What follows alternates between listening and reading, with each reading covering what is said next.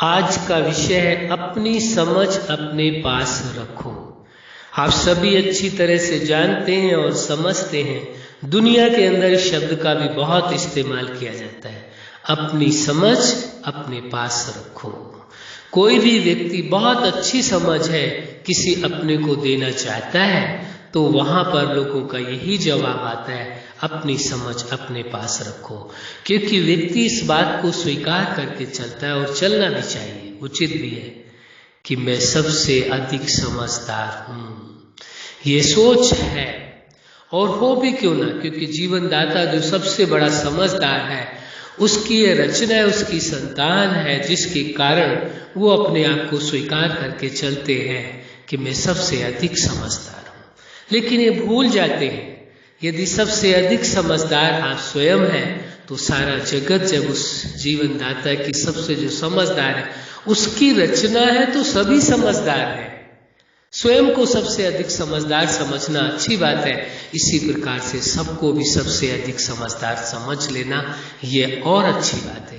यदि ऐसा समझ करके चलेंगे तो फिर यह शब्द किसी के साथ नहीं बोल पाएंगे, अपनी समझ अपने पास रखो।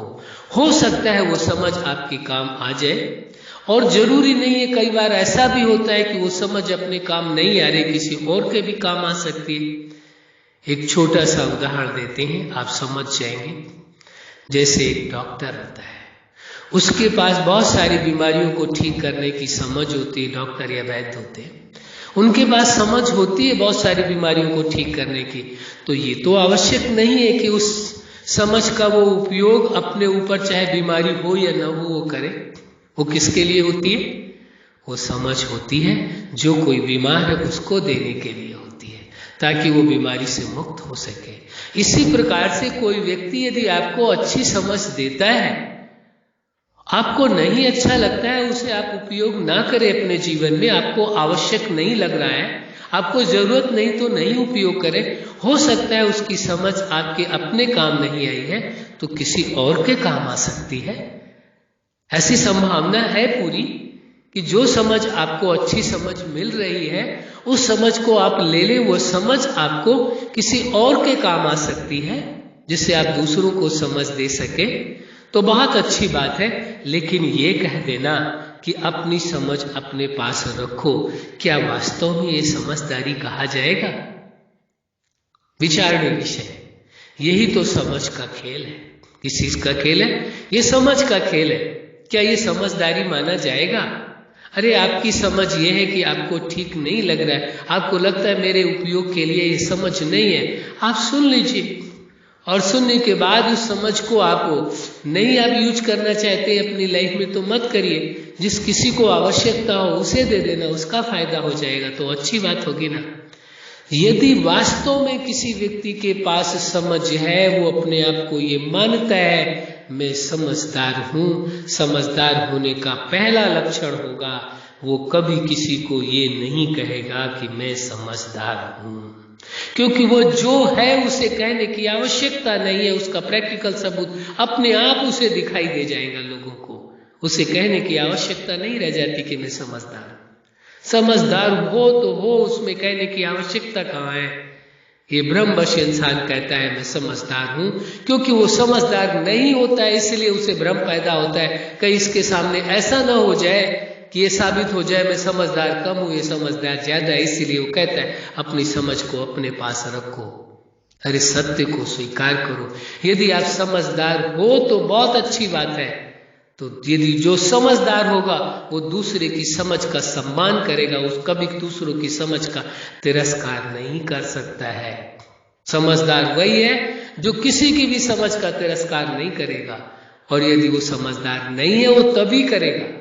ये समझ लेना चाहिए, कोई यदि आपकी समझ का तिरस्कार कर रहा है तो आपको समझ लेना चाहिए कि ये व्यक्ति समझदार नहीं है। और यदि आप कहीं किसी की समझ का तिरस्कार कर रहे हैं तो आपको अपने विषय में विचार करने की आवश्यकता है कि मेरे पास यदि समझ है, मैं यदि समझदार हूं तो मैं किसी की समझ का सम्मान क्यों नहीं कर रहा हूं? कारण क्या है?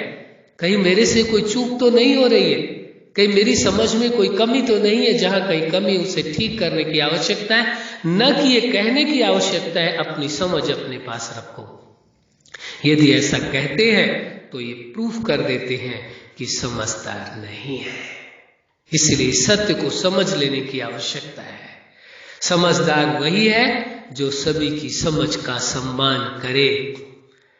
अच्छा वही माना जाता है व्यक्ति जो दूसरों की अच्छाइयों का सम्मान करे, और समझदार वही माना जाता है जो दूसरों की समझ का सम्मान करे। और यदि दूसरों की समझ का सम्मान नहीं करता तो उसे समझदार कैसे माना जाएगा? ये विचारने विषय स्वयं से विचार कर लें, समझ लें। अब आप देखें, ये जो आपके पास समझ है, क्या उस समझ का आप उपयोग कर पा रहे हैं? यदि आप उपयोग कर रहे हैं तो माना जाएगा आप समझदार हैं। यदि आपके पास समझ है, उस समझ का उपयोग नहीं कर रहे हैं और समय निकलने के बाद आपको याद आता है कि नहीं, हाँ हमें तो इस समझ का उपयोग करना था, हमने नहीं किया, जिसके कारण से इतनी बड़ी मुश्किल आ गई सामने, तो क्या समझदार कहा जाएगा? विचारने विषय अपने आप से पूछ करके देखें, बात करके देखें। समझदार कौन है? जो अपनी समझ का उपयोग करे। समझदार कौन है? जो दूसरों की समझ का सम्मान करे। समझदार वो नहीं है जो दूसरों की समझ का तिरस्कार करे, और समझ का उपयोग अपने जीवन में भी करना होगा, अपने संबंधों में भी करना होगा, और संसार के साथ भी करना होगा, लोगों के साथ भी करना होगा। और जो आप अपने जीवन में उपलब्धियां हासिल करना चाहते हैं या जो आपके जीवन का लक्ष्य है, वहां भी अपनी समझ का उपयोग करना होगा। समझ के आधार से ये जीवन चलता है। इसीलिए कहा जाता है हर व्यक्ति अपने समझ के अनुसार अपना जीवन जीता है। जैसा भी जीवन जी रहा है वह अपनी समझ के अनुसार। जो भी व्यक्ति निर्णय लेता है अपनी समझ के अनुसार लेता है। जो भी इंसान जीवन में कार्य करता है अपनी समझ के अनुसार करता है। जो भी संबंध निभाता है उस समझ के अनुसार निभाता है। यही समझ का खेल है, यही समझ की बात है।